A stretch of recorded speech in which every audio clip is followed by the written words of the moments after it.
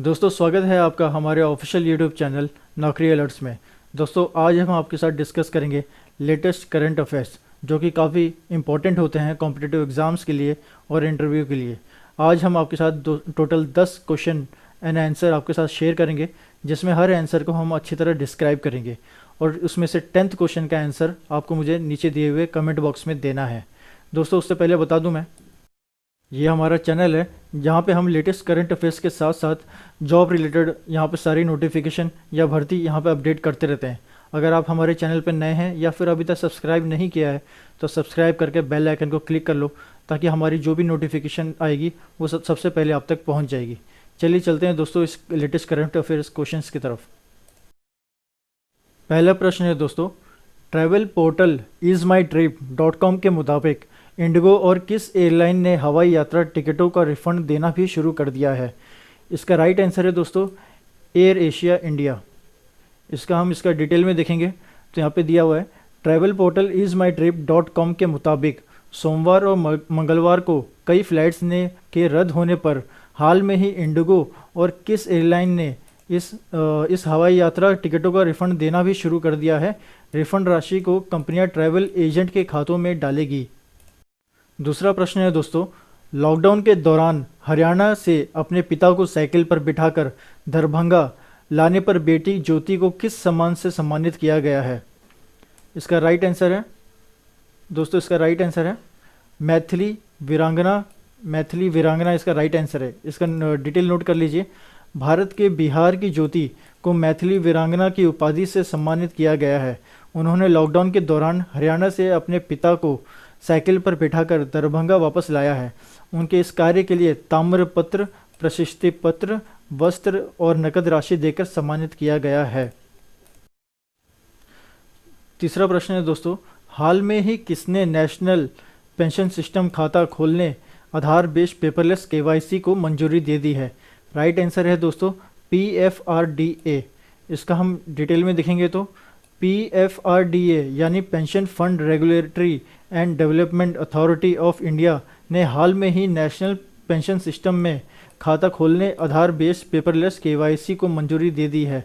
इस paperless KYC verification में सिर्फ 12 संख्या वाले पत्र की फिजिकल कॉपी देनी होती है।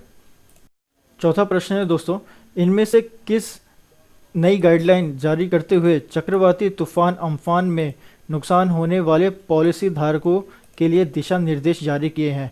राइट आंसर है दोस्तों इसका सेकंड आंसर एडा। इसका हम डिटेल में देखेंगे। भारतीय बीमा विकास व नियामक प्राधिकरण एडा ने चक्रवाती तूफान अम्फान में नुकसान होने वाले पॉलिसी धारकों के लिए दिशा निर्देश जारी किए हैं, जिसके मुताबिक पश्चिम बंगाल और उड़ीसा में तूफान अम्फान से नुकसान होने वाले पॉलिसी धारकों को जल्द से जल्द क्लेम दिया जा सके। पांचवा प्रश्न है दोस्तों, केंद्र सरकार ने लॉकडाउन के दौरान किस योजना के तहत लगभग 19,100 करोड़ रुपए की राशि बांटी है? इसका राइट आंसर है दोस्तों PM किसान सम्मान निधि योजना। इसका डिटेल है, नोट कर लीजिए। कोरोना वायरस के बचने के लिए लगाए गए लॉकडाउन के दौरान केंद्र सरकार ने PM किसान सम्मान निधि योजना के तहत लगभग 19,100 करोड़ रुपए की राशि बांटी है, जिससे देश के करीब 9.55 करोड़ किसान परिवारों को लाभ हुआ है।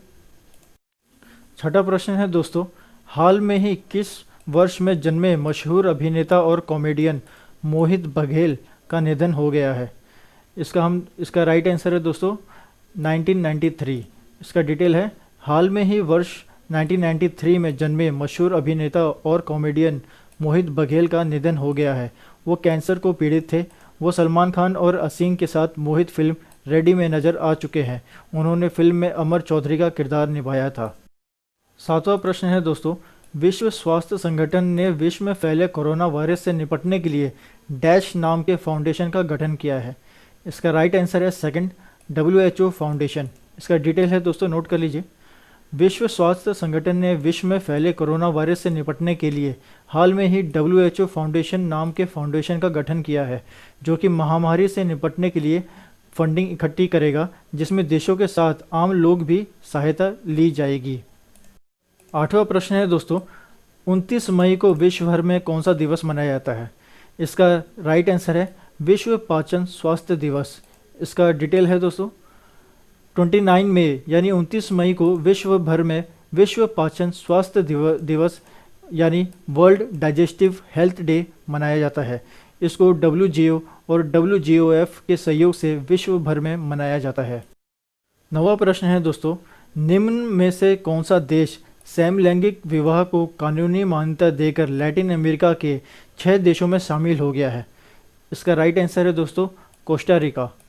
डिटेल है, कोस्टा रिका ने हाल में ही समलैंगिक विवाह को कानूनी मान्यता देकर लैटिन अमेरिका के 6 देशों में शामिल हो गया है, जिन्होंने समलैंगिक विवाह को कानूनी मंजूरी दे दी है।